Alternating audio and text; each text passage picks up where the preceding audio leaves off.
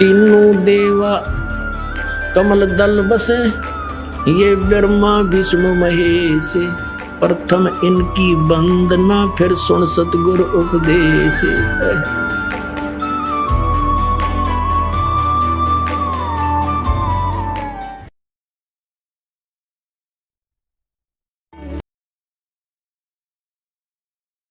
उसकी अगुवाई में ये सब पीछे पीछे चलते हैं। उस स्नान करने वाले स्थान की तरफ प्रस्थान कर देते।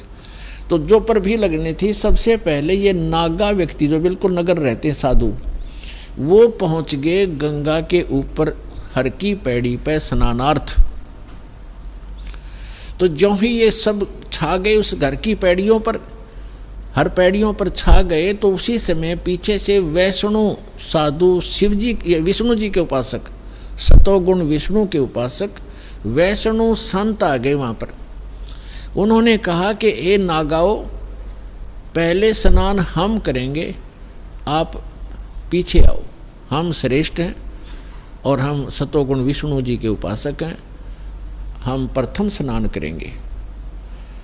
अब नागाओं ने कहा कि नहीं, हम सर्वश्रेष्ठ हैं, हम त्यागी और बैरागी हैं, हम वस्त्र भी धारण नहीं करते हैं, हम नी वस्त्र रहते हैं, नी इच्छा हैं, हम सर्वश्रेष्ठ हैं, हम प्रथम स्नान करेंगे। इस बात पर वैष्णव ने फिर दोबारा उनको व्यंग कर दिया और करड़ी ढंग से धमका दिया कि तुम काहे के श्रेष्ठ हो, तुम टट्टी के हाथ भी नहीं धोते, सड़ फड़ पशु की तरह नंगे फिरते हो, राख लपेटे रखते हो, काहे के श्रेष्ठ हो, तुम पीछे आओ, प्रथम हम स्नान करेंगे। इसी बात पर उन नागाओं तमोगुण उपासक और वैष्णु साधु जो विष्णु जी सतोगुण उपासक और नागा शंकर भगवान के तमोगुण उपासक, इन दोनों का युद्ध हो गया।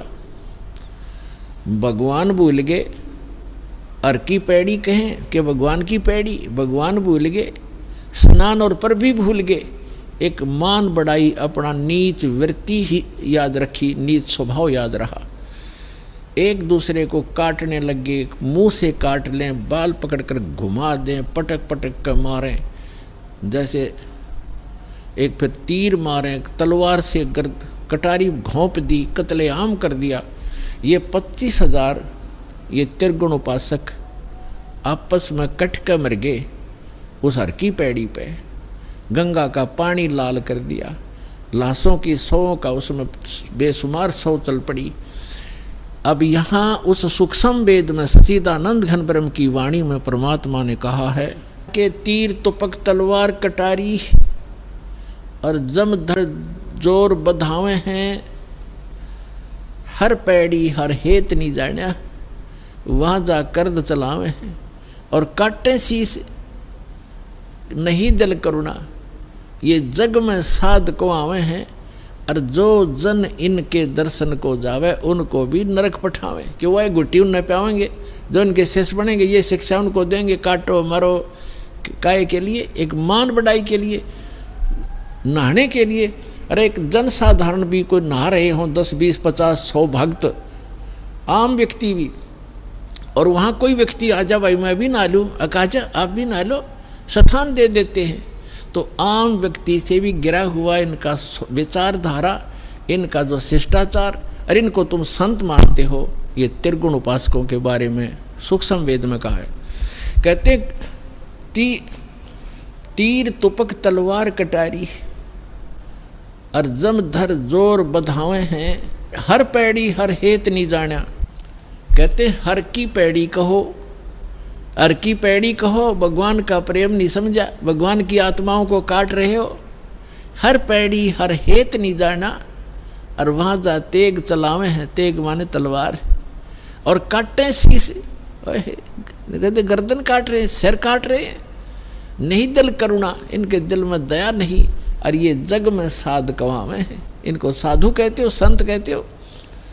और जो जन इनके दर्शन को जावे, जो व्यक्ति इनके मत्था टेकन जावे, या इनको दान करने जाता है, या इनका शिष्टो प्राप्त करता है, उनको भी नरक पठावे, उनको भी नरक भेज देते ये त्रिगुण उपासक।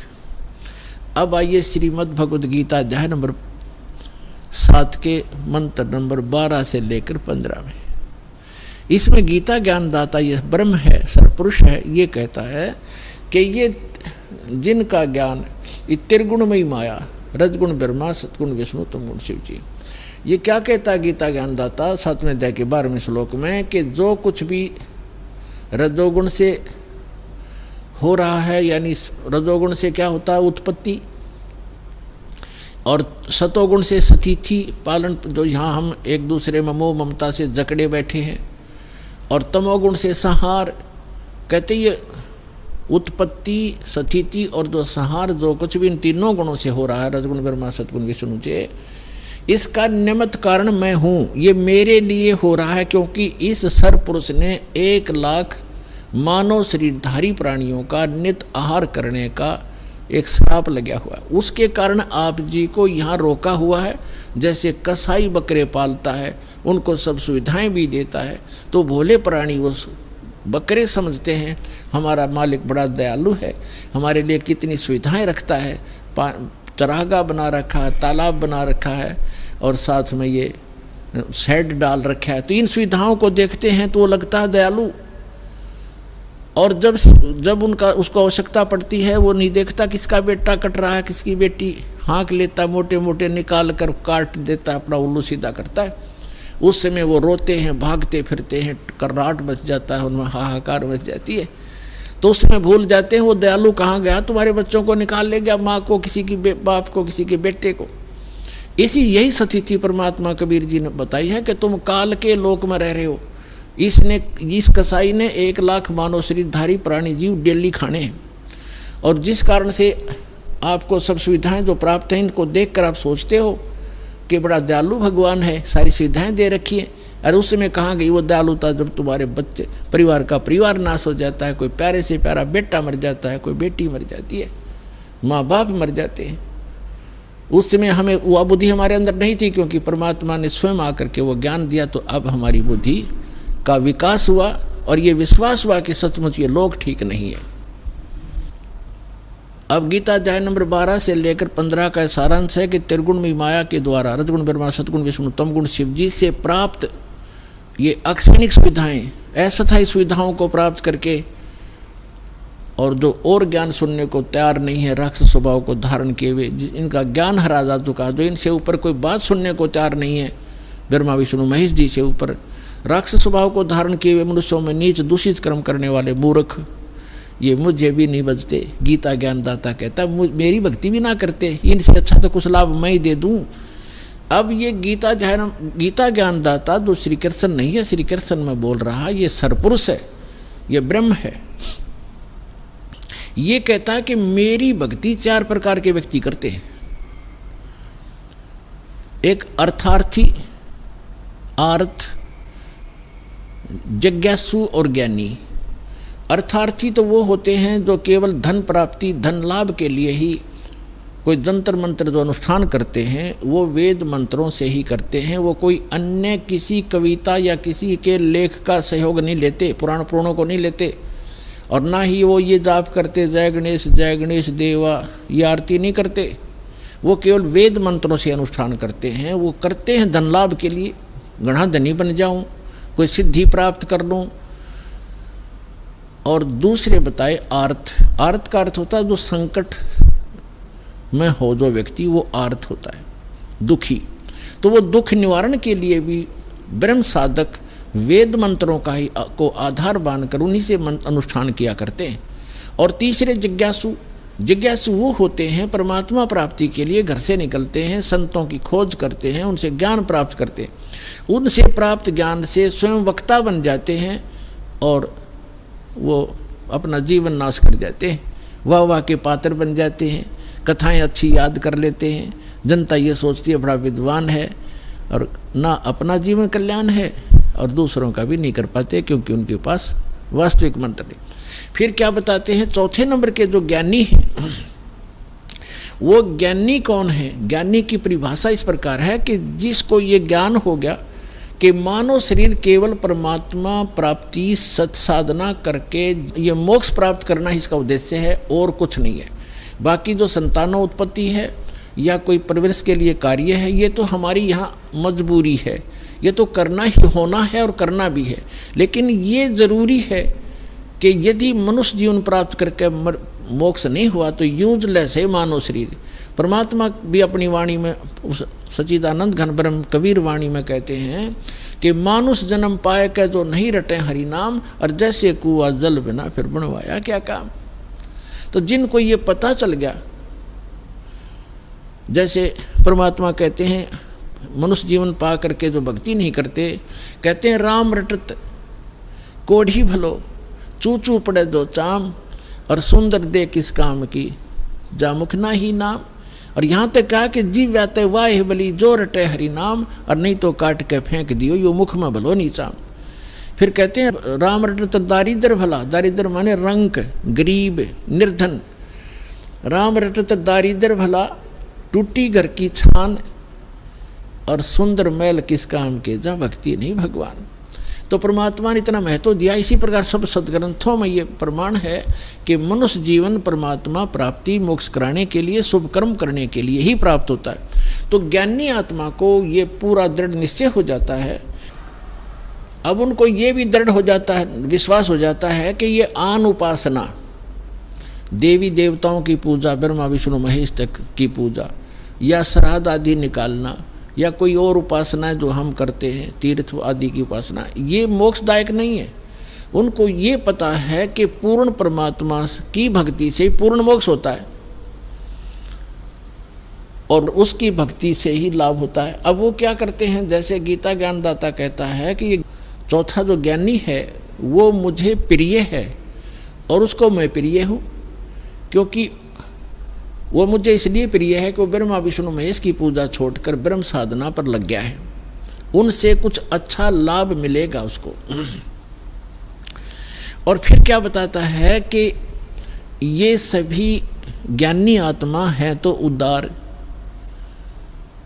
ये ज्ञानी आत्मा है तो उदार, लेकिन इनको तत्वदर्शी संत ना मिलने से चौथे अध्याय के जो 32 और 34 में जिसका विवरण दिया है, वो तत्वदर्शी संत ना मिलने के कारण ये आप पे निष्कर्ष निकाल के और वेदों को पढ़ के इन्होंने ओम मंत्र जो ब्रह्म का है, इसको ये पूर्ण ब्रह्म का, पूर्ण परमात्मा का मान लिया।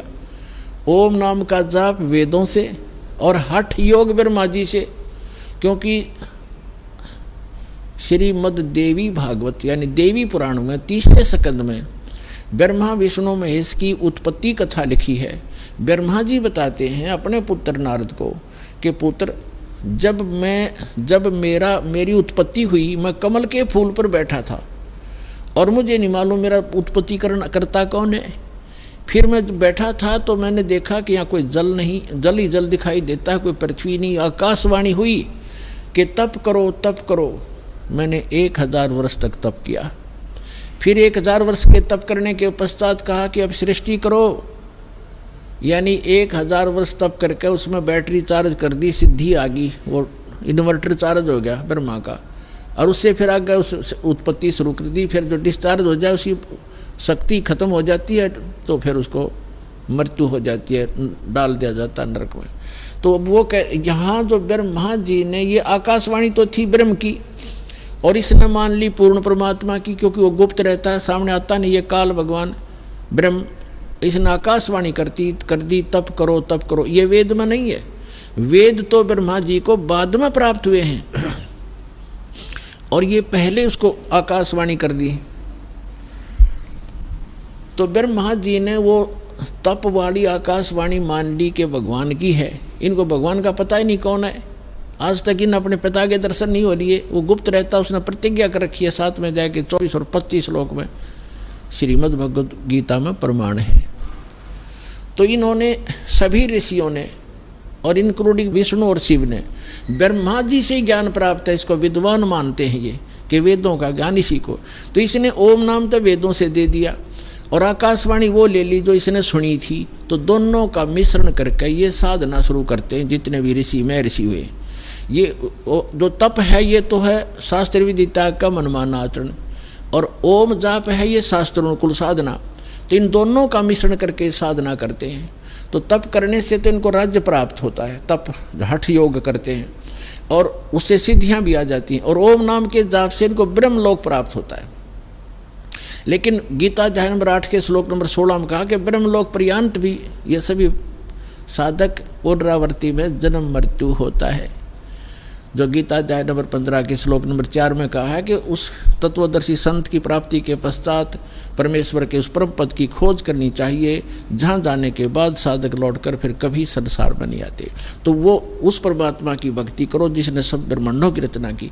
तो वह इससे वो ओम नाम के जाप से वो प्राप्ति नहीं होती।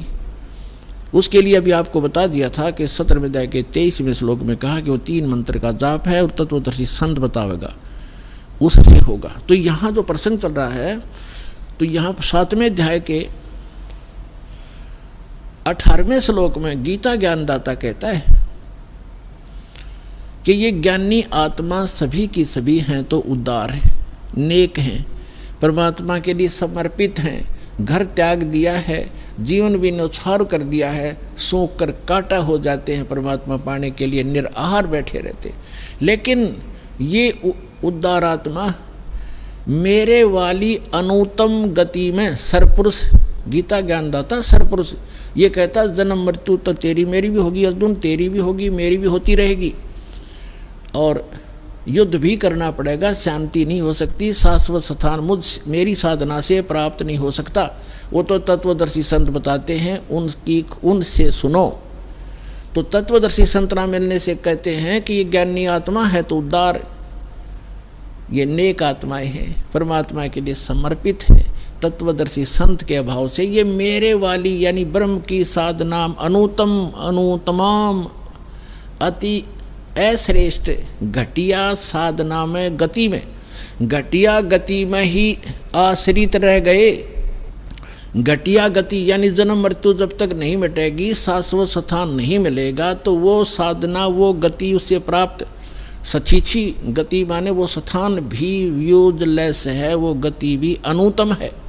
अरे इन्होंने यहाँ बुद्धि स्लिप कर गया। यहाँ से स्टार्ट हुआ था सत्संग कि जितने भी ये परमात्मा ने अनुवाद ही नहीं से करवा दिया, और जहाँ इनकी बुद्धि ने काम नहीं किया वहाँ इनकी बुद्धि स्लिप कर गई, इन्होंने अर्थों के अनरस कर डाले। तो उदाहरण के तौर पर ये है 7वें अध्याय का 18वें श्लोक में अनुतम शब्द है, अनुतमाम, अनुतम अनुतमाम यानी कति अश्रेष्ठ, बिल्कुल अश्रेष्ठ, घटिया। अनुतमाम का अर्थ होता है जैसे उच्चतमम, उच्चतम माने सर्वोच्च, और अनुतमम, उत्तमम तो उच्च होना, अनुतम का कति घटिया होना चाहिए।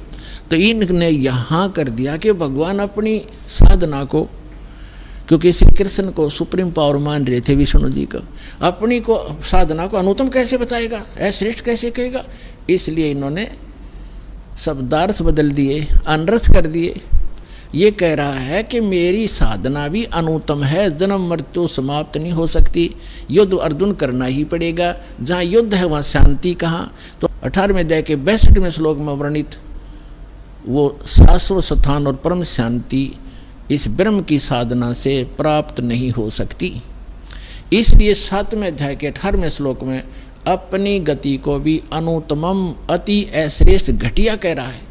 और फिर तुरंत 7वें अध्याय के 19वें श्लोक में क्या कहता है, बहुनाम जन्मानाम अन्ते ज्ञानवान माम प्रपद्यते।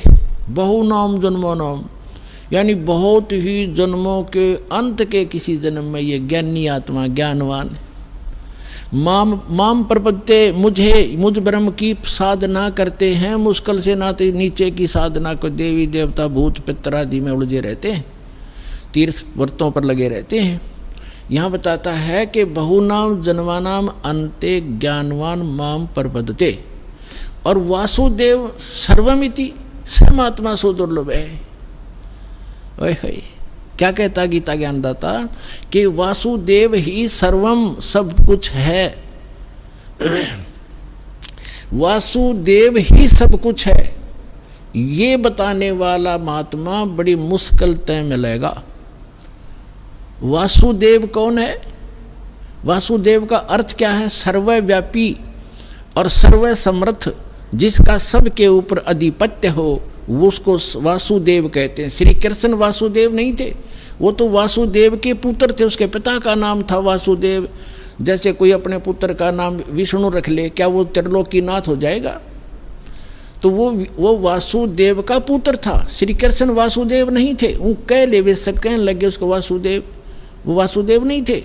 वासुदेव का अर्थ है वेदों में जो सर्वश्रेष्ठा, सर्वोत्पादक और जिसका सबके ऊपर अधिपत्य, कंट्रोल है, सबका शासक, यानी पूरे विश्व में जिसका वास है, जिसके अधिकार में सभी आते हैं, स वासुदेव, वो है वासुदेव। अब अभी आपको प्रारंभ में बताया था, सत्संग के प्रारंभ में, कि जो सरपुरुष है, जो गीता ज्ञान बोल रहा है, यहाँ पर बता रहा 7वें अध्याय के 18वें और 19वें श्लोक में, वो है सरपुरुष और वो 21 ब्रह्मांड का स्वामी है। गीता अध्याय नंबर 15 के श्लोक नंबर 16 और 17 में 3 पुरुष हैं, सरपुरुष, अक्षर पुरुष और परम। वो तीसरा जो 8वें अध्याय के 3रे श्लोक में परम अक्षर ब्रह्म बताया है, वो 15वें अध्याय के गीता जी के 17वें श्लोक में उस परम अक्षर ब्रह्म की तरफ संकेत है कि उत्तम पुरुष है तू अन्य परमात्मा इति उदाहरत है, यह लोग तरम आविश्य वृत्ति अवैश्वर है। तो यहाँ जो प्रसंग चल रहा है कि ये जो सरपुरुष है ये 21 ब्रह्मांड का स्वामी है, अक्षर पुरुष 7 संग ब्रह्मांड का स्वामी है, इतना ही वासुदेव, इतना ही ये प्रभु है, स्वामी है, वासुदेव नहीं है, सबके ऊपर मालिक नहीं है, सब पर इसका वास नहीं है। और जो अक्षर पुरुष है 7 संग ब्रह्मांड का स्वामी है, ये भी वासुदेव नहीं है, सबके ऊपर मालिक नहीं है। और तीसरा जो परम अक्षर ब्रह्म है वो है वासुदेव, वो ओवरऑल कंट्रोल, असंग ब्रह्मांड का स्वामी, अनंत कोट ब्रह्मांड का एक रति नहीं भारे, सतगुरु पुरुष कबीर हैं ये कुल के सिरजनहारे। हम सुल्तानी नानक तारे, दादू को उपदेश दिया, जात जुलाहा भेद न पाया, वो काशी माहे कबीर हुआ। तो वो वासुदेव है। अब यहाँ जो 7वें अध्याय का 19वें श्लोक का जो सारांश है वो क्या कहता गीता ज्ञानदाता कि बहु नाम जन्मानाम अन्ते, बहुत बहुत जन्मों के किसी अंत के जन्म में ज्ञानवान ज्ञानी आत्मा माम प्रपदते, मेरी भक्ति करते हैं, मेरी पूजा करते हैं। और वासुदेव सर्वमिति स महात्मा सुदुर्लभ है, यहाँ भी अनरस कर रखा है इन्होंने अनुवाद के अंदर, कि श्री कृष्ण कह रहा है कि मैं वासुदेव हूँ और मुझे जो जानता है वो बड़ा मुश्किल से मिला। कृष्ण का सबने पता, बालक ने पता इसका। तो कहने का भाव ये है कि वो ये कह रहा है कि जो उस ये बतावेगा संत के वासुदेव ही सर्वम, यही पूर्ण परमात्मा है, यही पूर्ण मोक्षदायक है, इसी की साधना से शाश्वत स्थान प्राप्त होगा और ये पाप नाशक है, ये सारी सब ब्रह्मांडों का कुल का मालिक है। ये बताने वाला महात्मा बड़ी मुश्किल से मिलेगा। इस पर थोड़ा सा उदाहरण देते हैं। एक जो जैसे परमात्मा का विधान है वेदों में वर्णित है, ऋग्वेद मंडल नंबर 9 सूक्त 82 मंत्र 1, 2, 3 में, ऋग्वेद मंडल नंबर 9 सूक्त 86 मंत्र 26 और 27 में, ऋग्वेद मंडल नंबर 9 सूक्त 54 मंत्र 1 में, ऋग्वेद मंडल नंबर 9 सूक्त 54 मंत्र 3 में, ऋग्वेद मंडल नंबर 9 सूक्त 20 मंत्र 1 में, ऋग्वेद मंडल नंबर 9 सूक्त 1 मंत्र 8, 9 में, ऋग्वेद मंडल नंबर 9 सूक्त 94 के मंत्र 1 में, ऋग्वेद मंडल नंबर 9 सूक्त 95 के मंत्र 2 में, ऋग्वेद मंडल नंबर 9 सूक्त 96 के मंत्र 16 से लेकर 20 में और अनेक स्थानों पर यह प्रमाण है कि वो परमात्मा ऊपर रहता है, पूर्ण परम अक्षर ब्रह्म, और वहाँ से गति करके आता है, अच्छी आत्माओं को मिलता है, उनको तत्व ज्ञान से परिचित कराता है, वो कवियों की तरह आचरण करता है और अपनी अमृतवाणी को लोकोक्तियों के माध्यम से, दोहों के माध्यम से, शब्दावलियों के माध्यम से वर्णित करता है। वो सच्चिदानंद घन ब्रह्म की वाणी होती है। तो वो किन महात्माओं को मिला? आदरणीय धर्मदास साहिब जी को, आदरणीय मलुकदास साहिब जी को, आदरणीय नानक साहिब जी को, आदरणीय दादू साहिब जी को, आदरणीय गरीबदास साहिब जी गांव छुरानी जिला दद्दरवाले को, आदरणीय गीसा साहिब जी गांव खेखड़ा जिला मेरठ उत्तर प्रदेश वाले को, और आदरणीय स्वामी रामानंद जी काशी वाले को, ये तो महापुरुष दास के नॉलेज में है जिनको भगवान सीधे मिले, तो अपने नियमानुसार अपने लीला अनुसार मिलते, ऐसे मिले। तो उनमें से गरीबदास जी ने कहा है, हम सुल्तानी नानक तारे दादू को उपदेश दिया, जात जुलाहा भेद न पाया, काशी वाहे कबीर हुआ, अंत कोट ब्रह्मांडे का एक रति नहीं भारे, सतगुरु पुरुष कबीर हैं ये कुल के सृजनहार। तो यहाँ कहते हैं ये गरीबदास जी को परमात्मा मिले थे, कबीर परमात्मा जी सचखंड लेकर गए थे, फिर वापस छोड़ा था, उनको मृत जान लिया था, चिता पर रख दिया था। 10 वर्ष के बालक थे गरीबदास जी, गांव छुड़ानी, जिला झज्जर, हरियाणा में। तो परमात्मा 8-10 घंटे तक ऊपर सारा ब्रह्मांड दिखाया उनको, ले जा करके अपनी स्थिति से परिचित कराया, फिर उनको वापस छोड़ा। उनके अंदर वो तत्व ज्ञान फीड कर दिया, फैक्स कर दिया, उसके डाउनलोड कर दिया भगवान ने। तो उसी ज्ञान के आधार से गरीबदास जी ज्ञान दिया करते थे। उनके बहुत से शिष्य हुए और उस अमृतवाणी को पाठ किया करते थे उनके शिष्य गरीबदास जी के। जैसे आप ब्रह्म वेदी प्रतिदिन नित्य नियम में करते हो, उस ब्रह्म वेदी का पाठ भी किया करते थे। एक उनका शिष्य था गरीबदास जी का, वो पंजाब साइड में चला गया, लुधियाना के पास एक वासियर गांव है, लुधियाना से थोड़ी सी दूरी पर। उसके बाहर गर्मी, आजकल का मौसम था गर्मियों का, वृक्ष यात्रा करता हुआ जा रहा था वो भक्त, और वहाँ बैठ गया, नहा धो कर सुबह तालाब के किनारे स्नान करके वहाँ बैठ के अपना सुबह का नित्य नियम करे था, गरीबदास जी की वाणी का जो आप करते हो। और एक रामराय नाम का एक बहुत बड़ा धनी था, 800-900 बीघे ज़मीन थी उसको राय साहब कहा करते थे। और वो थोड़ा सा बैकलासा व्यक्ति था, उसको झुमकरा भी कहा करते थे, यानी ज़्यादा डामाडोल विचारों का व्यक्ति था धार्मिक व्यक्ति। तो जब उसने सुबह सुबह वो वाणी सुनी उस गरीबदास जी के शिष्य के मुख से, और ये सरदार जो है सिख लोग वाणी के बड़े कायल होते हैं, इसके ऊपर बड़े आकर्षित हो जाते हैं, निकट जाकर बैठ गया। भगत ने सारी ब्रह्म वेदी कही। तब उस रामराय ने, उस सरदार जी ने, सिख ने पूछा कि महाराज ए भगत, ये वाणी किसकी है, कादी है? तो उसने, भगत ने बताया कि मेरे गुरुदेव गरीबदास जी की है। ये महाराज जी शरीर में हैं या मृत्यु को प्राप्त हो गए, शरीर छोड़ गए? भगत ने बताया कि छुड़ानी गांव, जिला तो जब था नहीं, बहादुरगढ़ के पास एक छुड़ानी गांव है, वहाँ हैं और वर्तमान में है। तो उस रामराय ने सोचा कि इसे महापुरुष के दर्शन करने चाहिए, संत के। अब उसने संत कैसा मान रखा था, जैसे आप देखते हो अपने हिंदू धर्म में बड़ी बड़ी जटा हो, बड़ी बड़ी दाढ़ी हो, गले में माला हो, राख रूख मसल रखी हो, या कति मूंड मुंडा रखा हो हैं, और लाल कपड़े, गेरवें कपड़े हों, और भी कोई तलक पिलक लगा रखे हों। तो इस तरह की वेशभूषा वाले को हम महात्मा मानते हैं। तो इसी दृष्टिकोण से चल पड़ा कि महात्मा ऐसा पाओगा, दूना दाना लगा रखा होगा, चमटे गाड़ रखे होंगे। गांव छुड़ानी छोटा सा गांव था, 30-40 घर थे उस समय, ज़्यादा से ज़्यादा 50 घर होंगे। तो वहाँ जाकर पूछा कि गरीबदास महाराज से मिलना है। वहाँ के लोग जानते थे कि इस गरीबू को महाराज कहते हैं, ये लोग बाहर से आने वाले। और गरीबदास जी रहते थे जैसे हरियाणा के धोती कुर्ता आम पुराने ये व्यक्ति डालते हैं, सिर पर साफा, धोती और कुर्ता, ऐसे रहते थे, सिंपल मैन जैसे आम नागरिक जैसी वेशभूषा।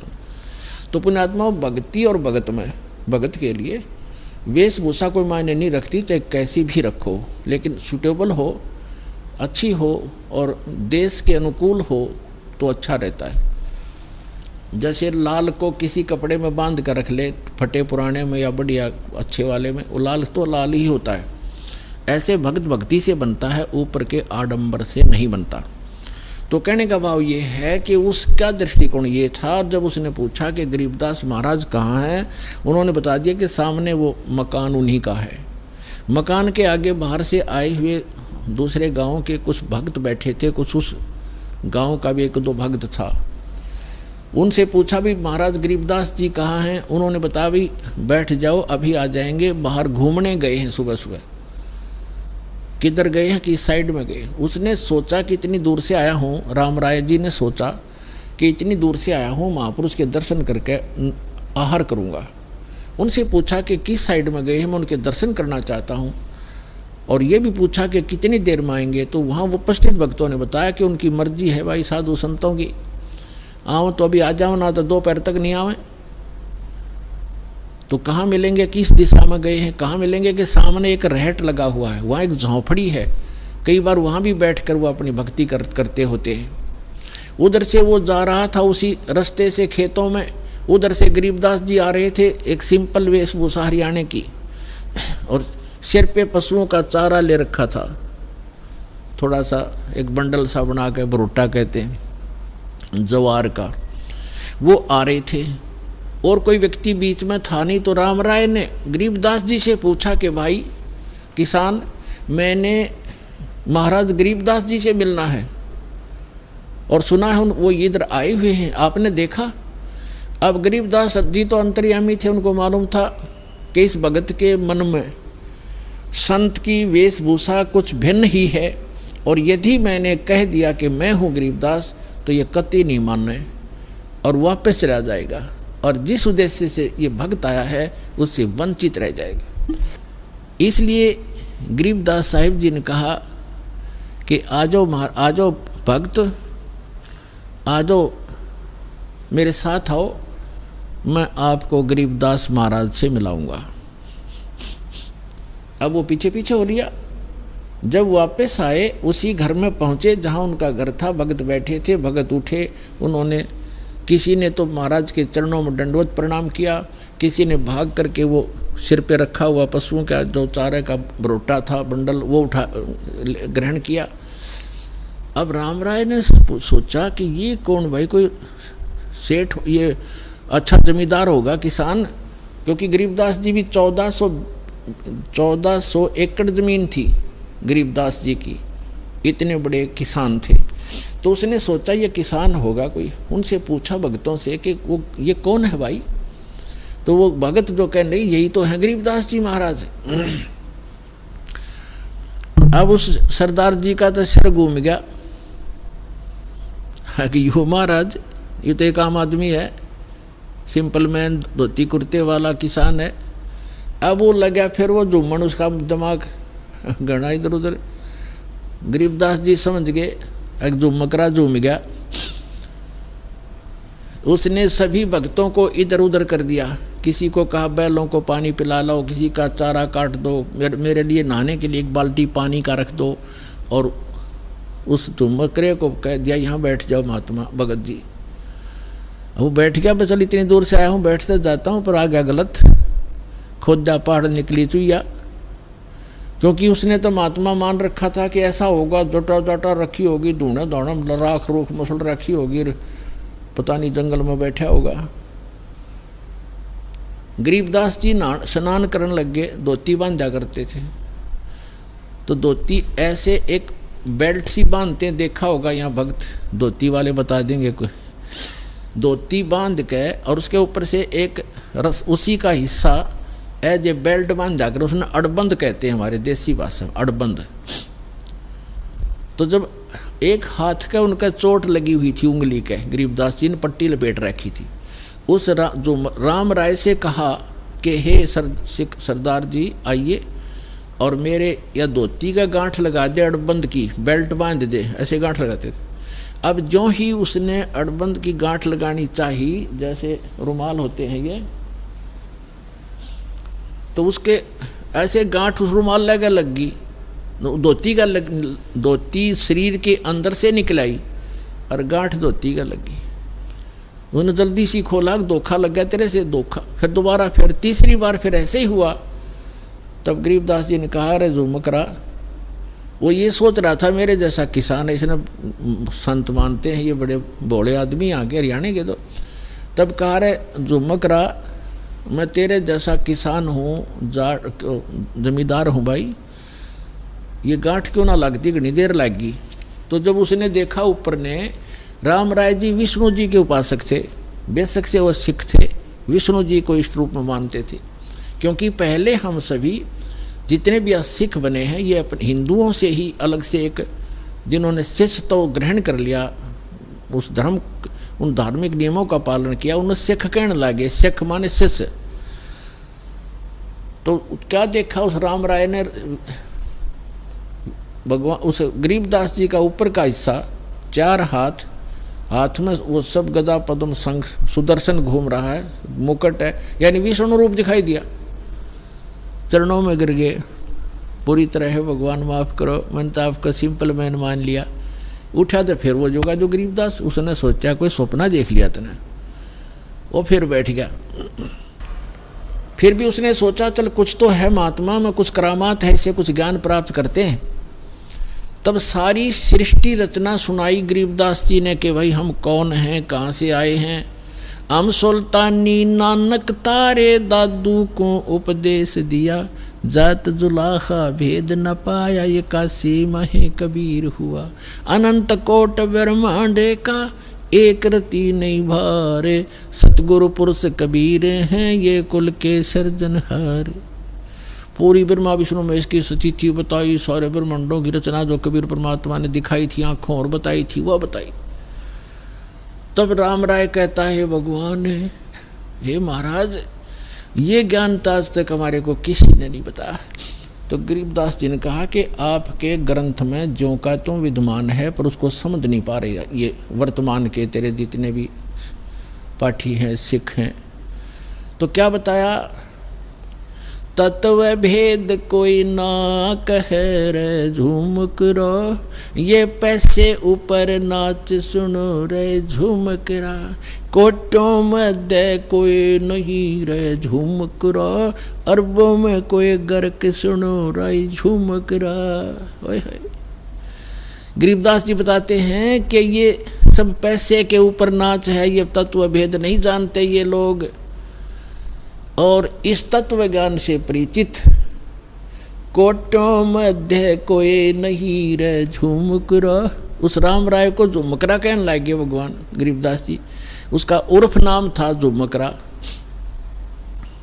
तो इस एक बात से तो ये प्रभावित हुआ कि तेरा नाम झुमकरा है, यहाँ कोई जाना नहीं था, इन्होंने झुमकरा बता दिया। जो आम व्यक्ति वहाँ झुमकरा से जानते हैं, ओरिजिनल नाम राम राय था उसका।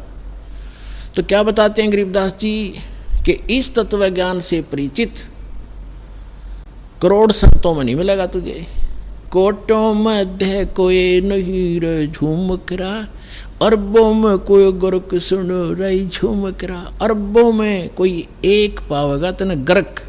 गर्क mean complete in all respect. जैसे इस ज्ञान को से परिचित भगत भी हो गए होंगे मेरे परमात्मा के बहुत से भक्त, लेकिन उनके पास मंत्र समाधान नहीं है। अगर वो कहीं वक्ता बन जाए, वह वाके पात्र भी बन जाएंगे, फिर उसका कख नहीं, क्योंकि उसको मंत्र देने का आदेश नहीं, पासपोर्ट बनाने का उसके पास अधिकार नहीं, तो फिर भी व्यर्थ। तो क्या कहते हैं, गर्क मीन जिसके पास परमात्मा का पूरा ज्ञान भी हो और कंप्लीट मंत्र हो, अधिकार हो, ऐसा तो आपको अरबों में मिलेगा। तो पुण्यात्माओं 4-5 अरब आबादी होगी अपने पूरे पृथ्वी पर। इन अरबों में से एक दास है इस तत्व ज्ञान से परिचित, और कोई नहीं है।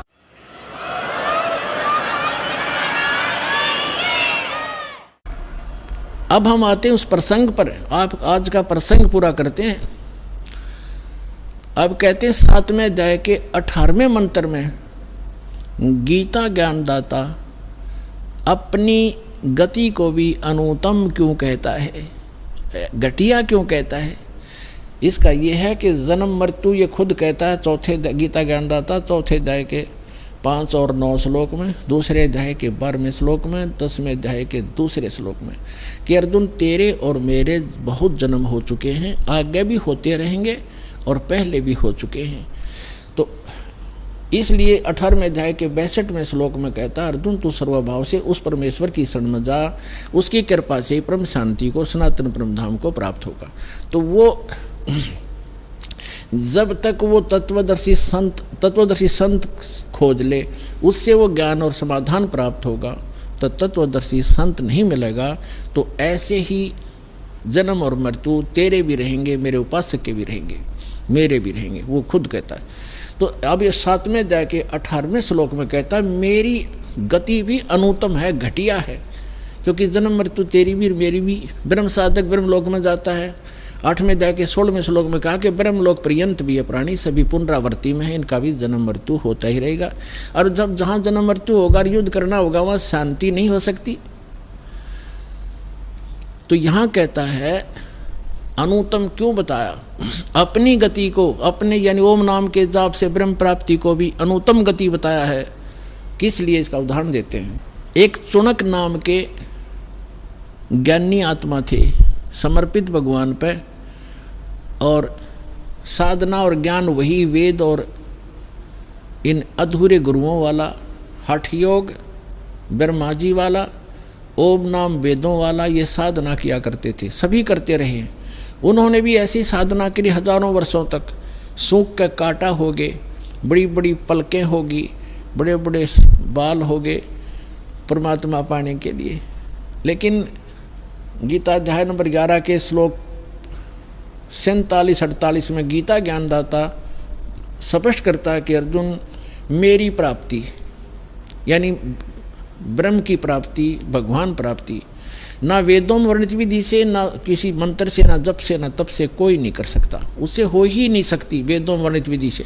तो जिस कारण से इन ऋषियों ने वेदों से मंत्र ओम लिया, उसकी साधना हठ योग ब्रह्मा जी से लिया, साधना करने लगे। उसे भगवान तो मिलना था ही नहीं, वो स्पष्ट कर रहा है। तो उससे सिद्धियाँ आ गई इनके अंदर, और उन सिद्धियों के आधार से ये प्रभु पाक गए अपनी एक दूसरे। जैसे अगस्त ऋषि में सिद्धि थी 7 समुद्रों को पी लेना, ये कोई छोटी सिद्धि है। 7 समुद्रों को एक घूंट में ऐसे चलू भर के और सारे सुखा दिए थे, ऐसी सिद्धि होती है आध्यात्मिक शक्ति। लेकिन ये भगवान नहीं हो सकता इन सिद्धियों से। और फिर वापस कुरला कर दिया तो 7 समुद्र भर गए। तो कहने का भाव ये है कि ये तो सिद्धि है परमात्मा से की साधना करने से थोड़ी बहुत ये बैटरी चार्ज हो जाती है, जिसे कुछ चमत्कार दिखा देते हैं। इन्वर्टर में पंखा चल पड़ा, लाइट चल पड़ी, छोटा मोटा रोशनी होगी, मोटर नहीं चला सकता इन्वर्टर जो 10 पावर हाउस पावर की। तो ये छोटे मोटे इन्वर्टर बन गए और बैटरी चार्ज हुई, फिर डिस्चार्ज कर दी, वो ख़त्म हो गए, पशु बन गए।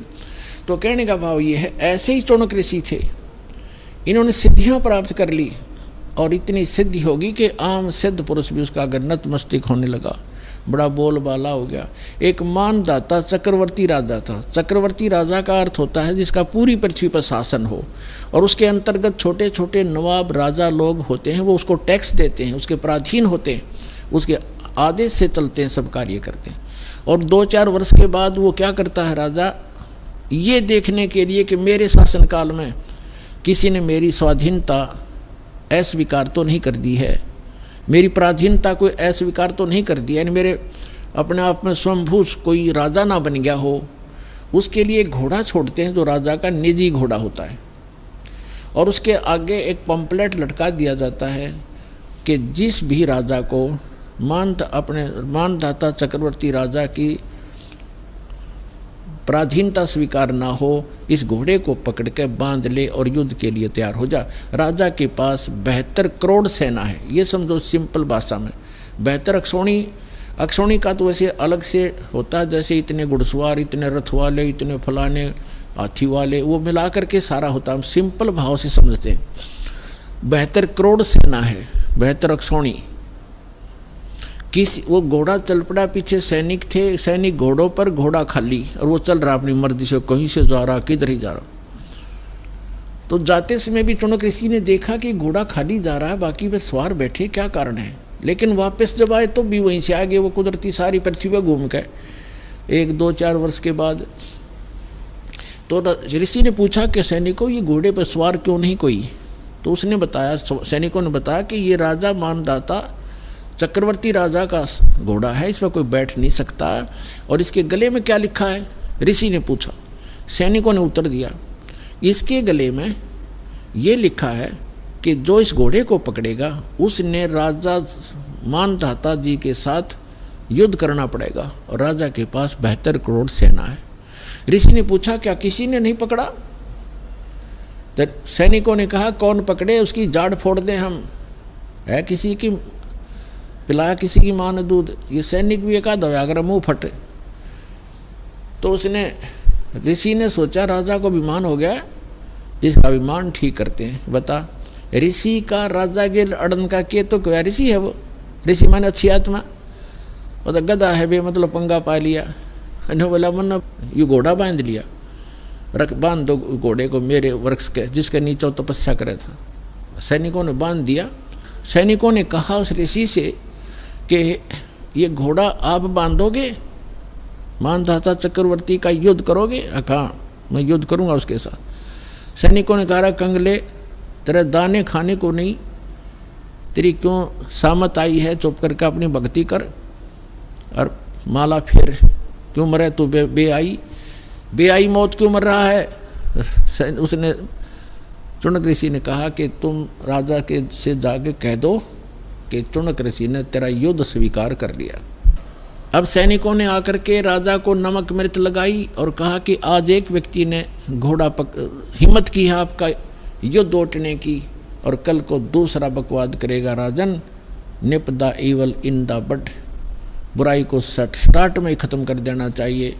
राजा ने फिर कह दिया जाओ। उस 72 करोड़ की 4 प्लाटून 4 टुकड़ी कर ली। 18 करोड़ सेना एक आदमी को मारने के लिए भेज दी, चुनक ऋषि को। और चुनक ऋषि ने क्या किया, अपनी जो साधना करी थी सारे जीवन में डले ढोए थे, उसकी 4 पुतली बना दी, एटम बम बना लिए सिद्धि तय। एक एटम बम छोड़ दिया पुतली, उसने कत्लेआम मचा दिया। घड़ियाँ पुतली होगी हजारों करोड़ों की संख्या में, और कत्लेआम मचा दिया। और वो खत्म हुई सिद्धि, वो तो जो निकल गया बाण वो बम। राजा ने दूसरी टुकड़ी 18 करोड़ की भेज दी, ऋषि ने दूसरी पुतली भेज दी। ऋषि ऐसे 72 करोड़ सेना का नाश कर दिया, कत्लेआम कर दिया। किसने? उस चुनक नाम के ब्रह्म उपासक ने, उस काल के उपासक ने, ब्रह्म के उपासक ऋषि ने। अपने आत्मा चाहे तो गोली से मार दे, और किसी के पास वचन की ताकत जंतर मंत्र है उससे मार दे, भगवान के दरबार में दोनों दोषी बराबर होते हैं। अब इसके विषय में सूक्ष्म वेद में परमात्मा ने अमरवाणी में कहा है, सच्चिदानंद घन ब्रह्म की वाणी में, कि 72 अक्षौणी अक्षय करी वो चुनक ऋषिश्वर एक, ये दे धारे जोरा फिरे भाई सभी काल के बेखे। 72 अक्षौणी खा गया वो चुनक ऋषिश्वर एक। मानधाता राजा की 72 करोड़ सेना का नाश कर दिया। किसने? उस चुनक ऋषिश्वर अकेले ने। ऋषिश्वर जैसे मुनि और मुनिवर और मुनीश्वर, एक तो मुनि आम साधक, और मुनिवर उन साधकों में श्रेष्ठ मुनि, और फिर मुनीश्वर उन श्रेष्ठ मुनियों में भी परम श्रेष्ठ, यानी उस मुनीश्वर ऋषिश्वर ऋषिश्वर उस तीसरे नंबर के गुड बेटर बेस्ट, उस बेस्ट यहाँ के बेस्ट जाने जाने वाले ऋषि के ये कर्म हैं 72 करोड़ सेना खाली। ये सूक्ष्म वेद में परमात्मा बता रहे हैं। 72 अक्षौणी खा गया वो चुनक ऋषिश्वर एक, ये दे धारे जोरा फिरे भाई सभी काल के बेखे। आइए अब हम उन श्रद्धालुओं के अनुभव जानते हैं जो जगत गुरु तत्वदर्शी संत रामपाल जी महाराज जी से दीक्षा प्राप्त कर चुके हैं तथा उनके द्वारा बताए गए भक्ति मार्ग पर चल रहे हैं। नमस्कार सर। नमस्कार सर जी। क्या नाम है सर आपका? मेरा नाम दिनेश गुजर है जी। कहाँ से आए हैं आप? मैं बुलंदशहर यूपी से आया हूँ जी। सर, संत रामपाल जी महाराज से नाम दीक्षा लेने से पहले आप क्या भक्ति साधना करते थे? मैं पूरे देवी देवताओं की पूजा करता था। मैंने एक गुरु भी बना रखे थे जिनका नाम राजा राम महाराज था, चित्रकूट से थे, और उन्होंने मेरी पत्नी को भी जो नामदान दिया था उनको दूसरा नाम दिया था। मुझे नामदान दिया था ओम नमो भगवते वासुदेवाय, और मेरी पत्नी को जो नाम दिया था उन्होंने ओम नमः शिवाय। बोला इनका जाप किया करो, बस सुबह शाम इनका जाप पे लगे रहो। सर, आपने बताया कि आप संत रामपाल जी महाराज से नाम दीक्षा लेने से पहले देवी देवताओं की पूजा करते थे तथा आपने एक गुरु भी बनाया, तो इन सही भक्ति साधनाओं के करने से आपको क्या लाभ मिला? उनकी भक्ति साधना से लाभ तो कुछ नहीं है, हानि जरूर है, क्योंकि मेरे बड़े भाई ने भी उनसे नामदान ले रखा जो 1998 में एक्सपायर हो गए। उनसे हानि और लाभ का तो कोई पता ही नहीं चला कि लाभ क्या होता है, तो इससे हानि में ही रहे। हमें अभी तक कोई लाभ ऐसा दिखाई नहीं दिया जब तक हम संत रामपाल जी महाराज की शरण में ना आए। संत रामपाल जी महाराज के बारे में जानकारी आपको कहाँ से मिली? एक संत रामपाल जी महाराज के अनुयायी थे, क्योंकि मैं नोएडा में जॉब करता था, प्राइवेट जॉब थी मेरी। वो मेरे साथ आते थे नोएडा को। उन्होंने मुझे बताया कि संत रामपाल जी महाराज जी हैं जो शास्त्र के अनुसार भक्ति कर रहे हैं। तो वो मेरे पीछे बताते थे बैठे बैठे कि भाई हम रास्ते से आते थे तो मंदिरों को अपना सिर झुकाते थे, मंदिरों में झुक के आते थे।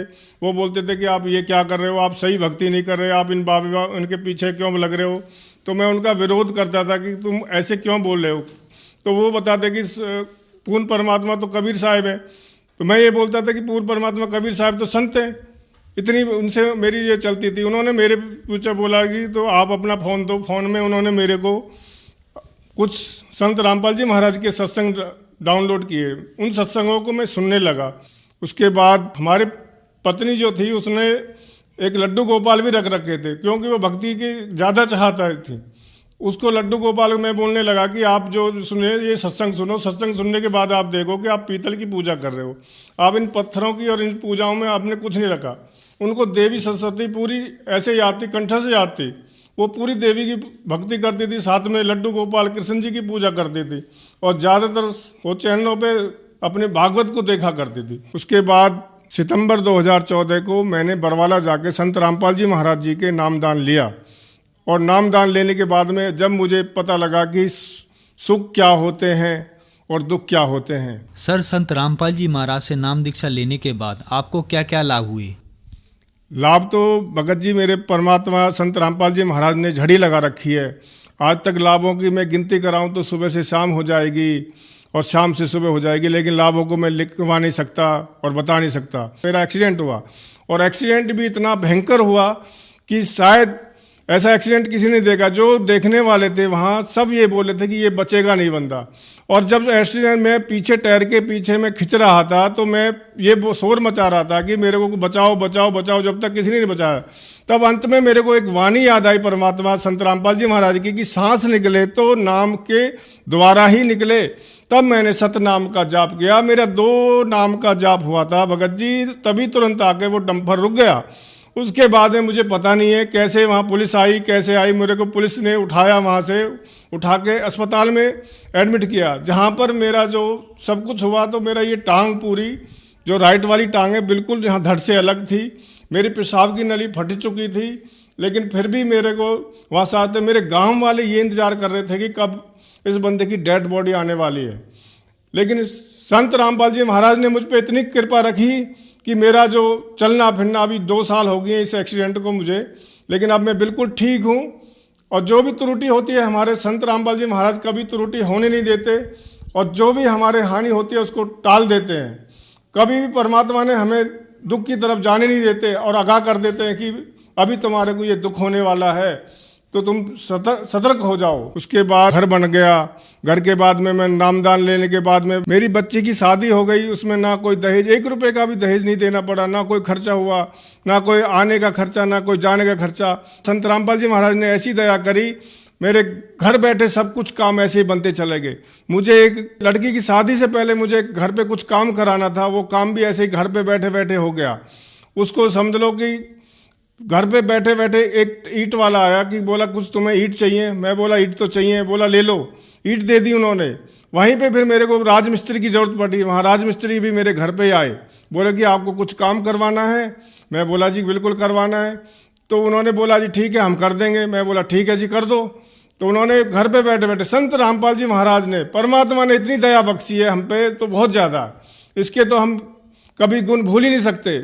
और जो जगत है, मैं गुर्जर समाज से जुड़ा हुआ हूँ, ये जगत तो इतना खिलाफ रहता है। मैं इन गुर्जर भाइयों से तो ज़्यादातर प्रार्थना करना चाहता हूँ कि वो संत रामपाल जी महाराज का एक बार ज्ञान तो सुने। वो अपने हुक्के और तम्बाकू में लगे रहते हैं। मेरे से बोलते हैं कि तुम्हारा परमात्मा क्या कर लेगा, तुम्हारा परमात्मा कौन है। मैं उनको बार बार समझाता हूँ, मैं विनती कर रहा हूँ कि तुम आओ, इसमें जगत में इसमें कुछ नहीं रखा, मान बढ़ाई में सब चले जा रहे हैं। सर, संत रामपाल जी महाराज से नाम दीक्षा लेने के बाद आपको काफ़ी लाभ प्राप्त हुए, तथा आपकी बेटी की शादी बिना दहेज के हुई। आपका एक्सीडेंट हुआ, उसमें आपकी जान जानी थी, लेकिन संत रामपाल जी महाराज की दया से आपकी जान बच गई। तो आप जन समुदाय को क्या संदेश देना चाहते हैं? मैं जन समुदाय को यही संदेश देना चाहता हूँ कि आप सब जन समुदाय समझ लो कि धरती पर परमात्मा संत रामपाल जी महाराज के रूप में आए हुए हैं। आप उनकी शरण में आओ और उनसे पूर्ण लाभ प्राप्त करो। मैं जिस समाज से मैं जुड़ा हुआ हूँ वो गुर्जर समाज है। मैं उस समाज को भी ये बोलना चाहता हूँ कि आप अपनी मान बढ़ाई को त्याग दें और संत रामपाल जी महाराज के कुछ सत्संग सुने, जो कि टीवी पर बहुत हर चैनल पर चल रहे हैं, ज़्यादा से ज़्यादा चैनलों पे आ रहे हैं, और उनको सुनकर संत रामपाल जी महाराज की शरण में आएं और इसका लाभ उठाएं। संत रामपाल जी महाराज से नाम दीक्षा लेने के लिए भगत समाज को क्या करना होगा? संत रामपाल जी महाराज से दीक्षा लेने के लिए जो टीवी पे चैनलों पे जो सत्संग आ रहा है उसके नीचे एक पट्टी चलती है। पट्टी पर सतलोक आश्रम के नंबर चलते हैं। उन नंबरों से आप फ़ोन करें और उनके जो आपका नियरेस्ट जहाँ भी नामदान केंद्र होगा वहाँ का आपको एड्रेस मिल जाएगा। वहाँ जाके निःशुल्क, कोई पैसा नहीं देना, कोई कुछ नहीं करना, वहाँ जाके संत रामपाल जी महाराज जी से नामदान लें और उनसे जुड़ें और अपना लाभ उठाएं। धन्यवाद सर।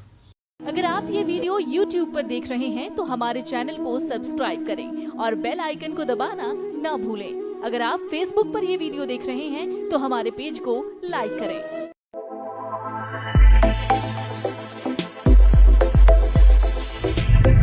सत साहिब सभी भक्तों को, जिनको भी ये वीडियो पसंद आया हो तो वीडियो को लाइक और चैनल को सब्सक्राइब करके जरूर जाएं।